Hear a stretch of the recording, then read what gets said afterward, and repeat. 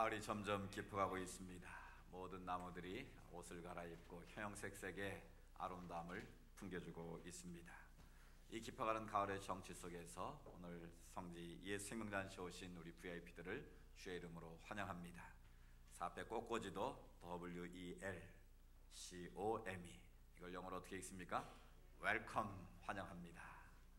오늘 다시 한번 주의 이름으로 환영합니다. 사람이 이렇게 한번 만난다는 것은 참 큰 인연이 아닐 수 없습니다.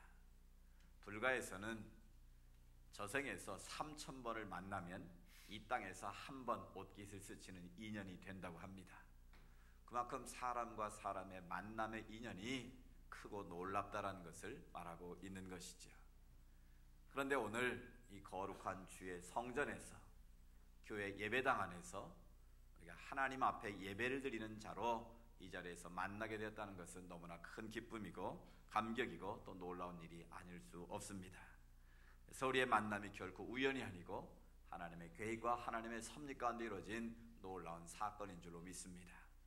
다시 한번 우리 성자역들은 성자역들끼리 한번 감사 인사를 나누고요, 우리 새로 오신 분들은 또 우리 VIP들은 또 우리 인도하신과 함께 이렇게 인사 한번 나눴으면 좋겠습니다. 너무너무 반갑습니다. 사랑합니다. 축복합니다. 여러분, 바보 빅터라는 책의 이야기를 알고 계시는지요? 이 바보 빅터가 그 책의 주인공으로 등장합니다. 근데 이 사람은 원래 바보가 아니었습니다. 이 사람은 멘사클럽의 회장까지 지낸 사람입니다. 이 멘사클럽은 아시는 것처럼 세계에서 0.1%도 안 되는 수재 중에 수재를 모아놓은 집단이 바로 이 멘사클럽이라는 것인데, 그 클럽의 회장까지 지냈다면 그 사람의 IQ가 얼마인가를 알 수 있겠죠. 근데 이 사람은 17년 동안을 바보로 살았습니다. 그 이유가 무엇일까요? 어린 시절 학교에서 IQ 검사를 했는데 IQ 검사 결과가 173이 나왔습니다. 놀라지도 않으시네요. 근데 선생님이 무슨 IQ가 173이 있겠어, 뭔가 잘못됐겠지, 아마 눈이 흐리셨는지 생각이 잘못된지 몰라도 앞에 일자를 빼고 73으로 기록부에 기록을 남겼습니다. 그때부터 이 빅터는 내 IQ는 73, 바보 인생을 살기 시작한 것입니다. 왜 내 머리는 이렇게 나쁠까? 왜 나는 이렇게 뭐든지 잘 못할까? 자기 스스로를 IQ 73의 바보로 여기고 살았다는 거예요. 근데 어느 날 길거리를 지나가는데 이 전광판에 어떤 회사에서 수학 문제 하나를 내놓고 이 문제를 푸는 사람에 큰 상을 주겠다고 말합니다. 근데 그 문제를 푸는 순간 빅터의 머릿속에는 답이 딱 나왔습니다. 그래서 이제 그 답을 맞추게 되었는데 그걸 보고 세상 사람들이 깜짝 놀라게 된 것이죠. 아니, IQ 73이 어떻게 이 문제를, 아무도 풀지 못해 이 문제를 맞출 수 있겠느냐고. 그래서 다시 조사를 해보고 알아보니까 원래 IQ가 얼마예요?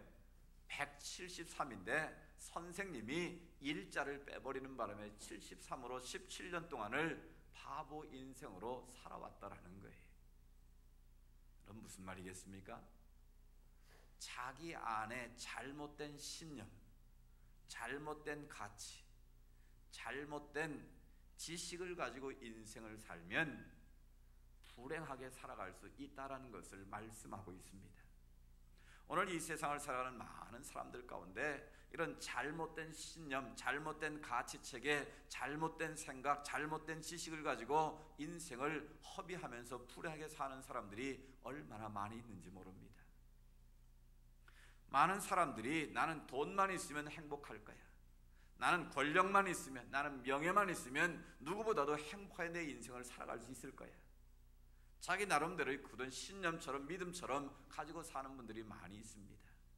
그런데 여러분, 사람이 돈 있으면, 힘 있고 권력이 있으면 다 행복해질 수 있을까요? 사람이 건강하다고 다 행복해질 수 있을까요? 이런 JYP 엔터테인먼트의 박진영 씨를 잘 아실 겁니다. 이 사람의 인생의 목표는 돈 20억을 버는 것이 인생의 목표였답니다. 그런데 자기가 억세게 운이 좋아서 20억을 금방 벌었다는 거예요. 그런 자기가 행복할 줄 알았는데 자기 인생의 목표를 성취했으니까 나는 이제 행복하리라고 생각을 했는데 전혀 그렇지 않더라는 거예요. 그래서 그가 내린 결론은 내가 아무리 돈을 벌어도 명예를 가져도 내 안에 근본적인 이 질문에 대해서 답을 하지 못하면 내 인생은 결국 행복하지 못하는 것을 알았다라는 거예요. 그게 뭔 줄 아세요? 나는 누가 만들었을까? 나를 누가 지으셨을까? 물론 내 어머니 뱃속에서 내가 이 세상에 나왔지만 근본적으로 나를 창조하신 누군가가 있을 텐데, 조물주가 있을 때 그분은 과연 어떤 분이실까? 결국 내가 어디서부터 왔으며 내가 무엇을 위해서 살아야 되고 내가 죽는다면 내 인생은 어디로 가게 될 것인가? 이 궁극적인 질문에 대해서 자기가 퀘스천을 던지게 되었을 때 답이 없다라는 거예요. 그래서 그 인생은 다 가졌지만 결코 행복하지 못했다라는 거예요. 사랑하는 여러분, 우리 안에 잘못된 가치체계나 잘못된 신념, 잘못된 믿음을 가지고 사는 경우가 얼마나 많은지 모릅니다.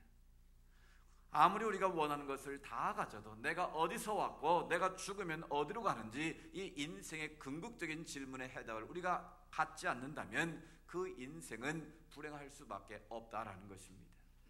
그래서 성경은 우리에게 그것을 잘 가르쳐주고 있습니다. 솔로몬 하면 세상에 가장 큰 지혜를 가진 사람을 우리가 다 알고 있습니다. 솔로몬의 지혜는 우리가 학교에서도 재판을 배우지 않았습니까? 그런데 그 솔로몬이 인생에 뭐라고 고백을 합니까? 세상의 부귀 영화 권세 다 누렸던 솔로몬이 전도서 1장에서 헛되고 헛되니 헛되고 헛되도다. 자기가 하나님 없이 살아왔던 모든 인생의 삶은 헛되다, nothing이었다, meaningless, 의미가 없었다라고 그는 스스로 고백하고 있습니다. 그리고 나를 창조하신 하나님을 만나지 못하고 살아왔던 내 인생의 모든 과거는 다 nothing이었다는 거예요. 다 의미 없고 부질없는 인생이었다라는 겁니다.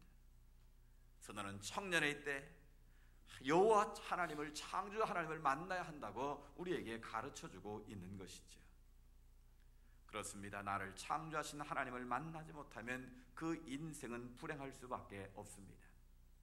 우리는 학교에서 진화론을 배웠습니다. 그래서 우리 조상이 다 원숭이인 줄 압니다. 뭐 각자 족보가 있고 여러분 조상의 가문이 다 있는 줄로 압니다. 진화론적 사고에 의하면 근본적으로 아메바와 같은 단세포 생물이 점점 진화의 단계를 거쳐서 유인원이 사람이 되었다는 걸 우리가 믿는다면 인류의 조상은 원숭이일 수밖에 없습니다. 여러분이 아무리 뼈 있는 가문에 태어났다 할지라도 거슬러 올라가면 그 여러분의 조상은 원숭이일 수밖에 없다라는 것이죠. 여러분 그 사실을 인정할 수 있겠습니까? 내 조상이 원숭이라는 걸 여러분 받아들일 수 있겠습니까? 그럼 진화를 거쳐서 유인원이 사람이 됐다면 왜 서울대공원의 원숭이는 지금도 여전히 원숭이로 저렇게 뛰어놀고 있겠습니까?